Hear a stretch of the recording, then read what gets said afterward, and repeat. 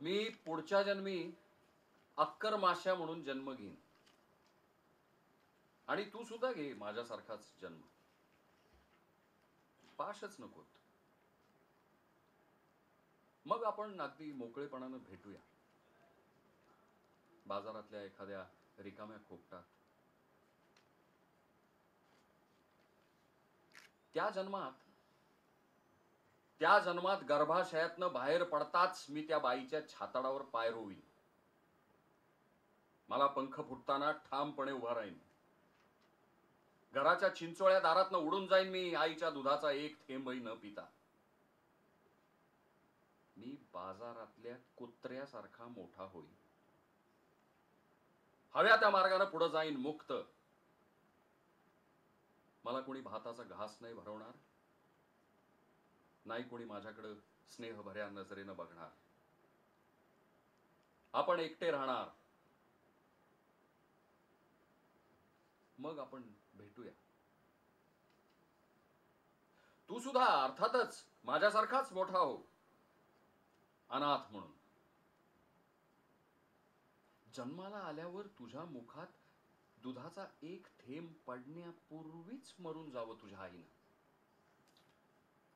तू कोणावर किंवा तुझ्यावर कोणी प्रेमच नाही करणार. पाशच नकोत. भीक मागून आणलेल्या भाताचं शीत सुद्धा घेऊ नकोस. कोणी देऊ केलं काही अजिबात हात लावू नकोस. तू जगायला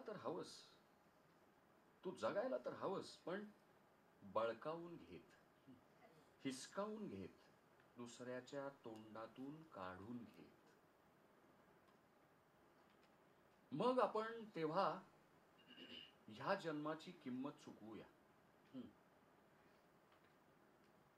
थोड्या वेळासाठी का होईना आपण अगदी मोकळेपणानं भेटूया. क्षणभरासाठी का होईना आपण निर्भयपणे कडकडून भेटूया बाजारातल्या एखाद्या रिकाम्या खोपटात.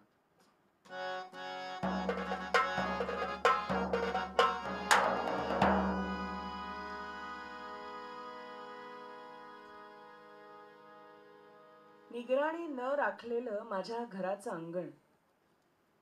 आणि हे एक आश्चर्यच, ह्या अंगणात देव उभा राहतो.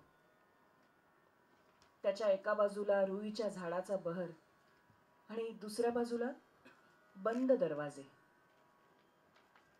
नक्की कोणासाठी येतो हा देव कुणालाच ठाऊक नाही. ते या अंगणात तो गातो, नाचतो. त्याच्या झिजलेल्या तळव्यांना लागलेली असते धूळ, तरीही त्याच्या नृत्याचे पडसाद सर्वत्र उमटतात. त्याच्या हृदयाच्या स्पंदनानुसार खिडक्या उघडतात. ते रुईचं झाड त्याला अर्पण करतं सर्वांगातून फुललेला कापूस. आणि आणि हेही एक नवलच की मग देव एकट्यानंच रडू लागतो. प्रयत्न करूनही दुःखानं पिचून गेलेल्यांची भाषा नाही जाणवू शकत त्याला. मित्राच्या नात्यांनी नाही वाटून घेऊ शकत तो माणसाची हेकट परंपरा. आणि यात जे बळी पडले आहेत त्यांच्याकडे तो पाहतो अगदी तटस्थपणाने. पुरातून वाहत आणलेली वाळू एखाद्या वस्तीवर नेऊन सोडतो तो. देव एकट्यानंच रडतो. हा माझा देव खरं तर तुम्हा सर्वांच्याच अंगणात येऊन उभा राहतो. एका बाजूला आतून फुललेला बहर आणि दुसऱ्या बाजूला बंद दरवाजे. तो नक्की कोणासाठी येतो हे अजून कोणालाच कळलेलं नाही. कुणालाच. कदाचित कदाचित त्याचं त्यालाही. कोण रे तू, कुणाचा देव, अरे नाव तुझं तरी जरा सांग. कोण रे तू, कुणाचा देव, नाव तुझं तरी जरा सांग. पाठ आहे का पत्ता, अरे पाठ आहे का पत्ता, कशी वाट चुकलास ते सांग. कोण रे तू, कुणाचा देव, नाव तुझं तरी जरा सांग. कोण रे तू, कुणाचा देव, नाव तुझं तरी जरा सांग. पाठ आहे का पत्ता, कशी वाट चुकलास ते सांग. अरे पाठ आहे का पत्ता, कशी वाट चुकलास ते सांग. कोण रे तू, घरन कुणी दिला हाकलून की स्वतः स्वतःचा पळालाय. अरे घरन कुणी दिला हाकलून की स्वतः स्वतःचा पळालाय. घर कुणी तुझं फुकून टाकलं, अरे घर कुणी तुझं फुकून टाकलं की फुटपाथ वरती पैदा झालाय. का फुटपाथ वरती पैदा झालाय. कोण रे तू, कुणाचा देव, अरे फोटो पेपरात छापू तुझा कोण नेतोय ते तर पाहू. अरे फोटो पेपरात छापू तुझा कोण नेतोय ते तर पाहू. दूध भात देतो खायला तुला, अरे दूध भात देतो खायला तुला. पहिले जात तुझी सांग पाहू, पहिले जात तुझी सांग पाहू. कोण रे तू, कुणाचा देव, नाव तुझं तरी जरा सांग. पाठ आहे का पत्ता, कशी वाट चुकलास ते सांग. दीन दलितांच्या वस्त्या जाळून झुंड देवळात परत येते. दीन दलितांच्या वस्त्या जाळून झुंड देवळात परत येते. कुऱ्हाड पुसून बांधतात पूजा, कुऱ्हाड पुसून बांधतात पूजा. त्या देवाशी तुझे काय नाते,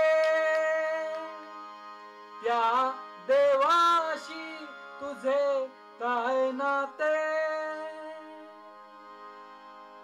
कोण रे तू, कुणाचा देव, कोण रे तू, कुणाचा देव, कोण रे तू, कुणाचा देव.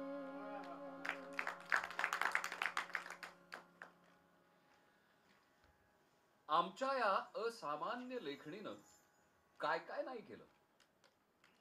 आमच्या या असामान्य लेखणीनं काय काय नाही केलं. आम्ही बायबल आणि कुराणाचा अनुवाद केला. व्याकरणाचे आणि शब्दांचे लठ्ठ कोश बनवले. लोकभाषांमधून काव्य लिहिलं. झालंच तर वर्तमानपत्रातून रकानेच्या रकाने लिहिले आणि अक्षरशः आम्ही बुडून गेलो लिहिता लिहिता.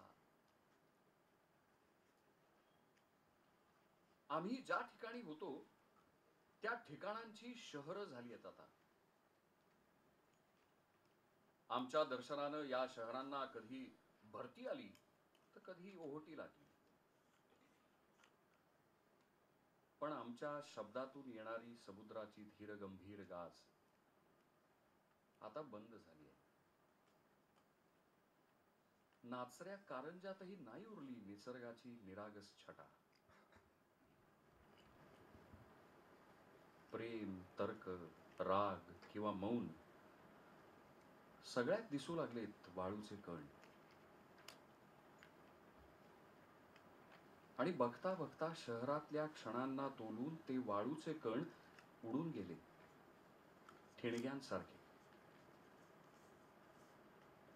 इतकं सगळं झाल्यावर मग आमची सखोल तपासणी केली निष्णात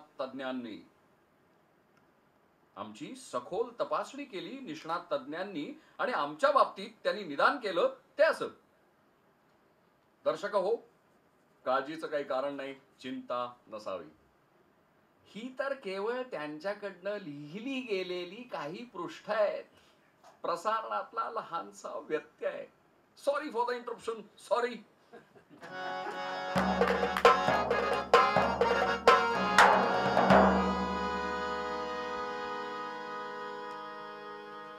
मळकट कपड्यातला तो रस्त्याच्या वळणावर रोज भेटायचा आहे मला.